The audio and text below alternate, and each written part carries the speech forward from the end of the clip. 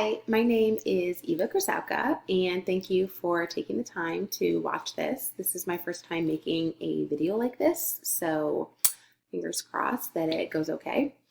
I thought the easiest thing to do would be to kind of just walk you through a PowerPoint that I would be showing at back to school night. So that way I'll kind of go through all the information that I think will be helpful for kind of the start of the third grade year. And then, of course, if you have any questions for me, you can email or call at any time or pop into school and we could meet during one of my plan periods. So I look forward to getting to know you and getting to know your kids. And I'm just going to go ahead and jump right into the PowerPoint. So here is my slideshow, and welcome to third grade. Yay!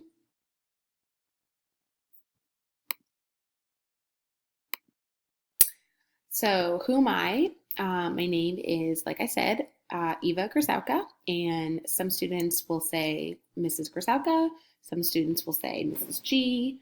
Anything is perfectly fine. If your students call me Mrs. Gryszowka and they come home and they talk about me, and then you give me a call and you just go ahead and say like Mrs. G, that's totally fine. So my first name is Eva, though, like I said.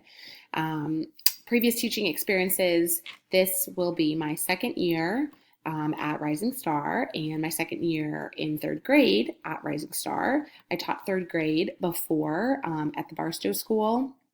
And in total, I've been at 4 different schools. So I'm happy to be at Rising Star. I had a blast last year, and I'm looking forward to another fun year. I went to college at KU. I graduated from there. I also have my master's. So I am a Jayhawk through and through, and I talk about it quite a lot.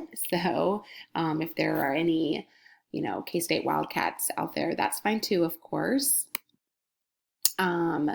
Mindful mornings, this is how we start our mornings. Students will come in every morning and they'll see a page that talks about directions for how to journal. They did this last year and we're continuing it this year. After they do journaling, then they'll do a breathing video that just kind of talks about ways to stay calm. It's really helpful in giving students reminders about just how to be really like mindful. We use that word a lot, and just to stay in control of themselves and their bodies. I found it to be really helpful too. So it's just a nice way to start the day. Everyone starts on the same page. This is our schedule. You can see right here that from 8 to 8:40 we do the mindfulness, and we'll also after that have a morning meeting where we will talk about how we're all doing, what our weekend was like, or what our day was like the previous afternoon, things that we're feeling, things that we want to share. And then we also use it as a time to sort of talk to students about any kind of like social skills we want to focus on, or character building, or things like that. Then we'll move into guided math. And we do this for an hour and 20 minutes, and it gives us a really good chunk of time to go over our math skills. And usually we'll break off into groups when we do that. That's why we call it guided math. We have 15 minutes for recess. Then we move into getting back into the classroom, and we do our read aloud and our snack. Then we move into a reading lesson. Right after that, we have specials, and that rotates between art, music, library, and PE. An A, B, C, D schedule. And then we have lunch, and then we get back to the classroom, and we have 15 minutes for read to self. Then we do a grammar lesson, and then we do our guided reading, which is reading groups. So similar to the math, where we break off into a small group. That's for an hour. Then we have our second 15-minute recess, and then we'll end the day with science or social studies.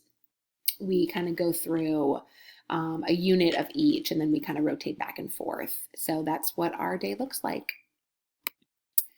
BIST is something that we do. We did this last year, and in previous years, we go over these 3 goals. And this is entirely what we discuss with the students for ways to, make good choices and ways to act appropriately. And we talk about this stuff all the time. And we use these I can statements. I can make good choices even if I'm mad. I can be okay even if others are not okay, and I can do something even if I don't want to. So we go over these goals or these skills all the time and how to make sure that we can all accomplish this. This goes along with BIST, accountability through kindness. I'm here when you need help. So if something is going on and someone's not able to meet one of those goals, they can't do something even when they're mad or whatever the situation is, then we go through the process of a warning. If that doesn't work, then I'll have a student move to a safe seat. At the safe seat, it's still in the room and it still keeps them involved in what we're doing. But if that doesn't work, then they would move to a buddy room. And that's just outside of our classroom in another teacher's room. And it just gives you a place to get calm, get back in control, and return to the classroom. So we do this, when we need to. Student expectations. And then I said a big part of making sure our class community is as awesome as we want it to be is by following these major expectations. It's never okay to be disruptive, and it's never okay to be hurtful. And I have a poster in the classroom that shows those. This is the good stuff. Starbucks, the whole school participates. They can earn Starbucks anywhere from any teacher at any time. So that's really fun. It gives them a good incentive to do the right thing, and then they can buy things from the Starbucks store. Also, we have a team jar, and this is in our classroom, and when everyone's working together, then they can earn a marble. Sometimes I'll offer up, 2 or 3 or even more marbles, like if I've noticed something that was really impressive that everyone's doing together. And then, we fill the jar, we get a party. So everybody wins. Technology. So this is similar to last year again. Every student gets the same iPad that they had been using, and we'll be able to use these iPads every day in a variety of ways and different subjects. And it gives us a lot of opportunities to do things in a more creative way when we get to use this awesome device. So they'll go home, but not in the beginning. And I'll be sharing more information about that. Our curriculum, again, this should feel similar to what you did in second grade. And we have Engage New York that we follow. And then we also use Zern on the iPads. Third grade is all about multiplication and division.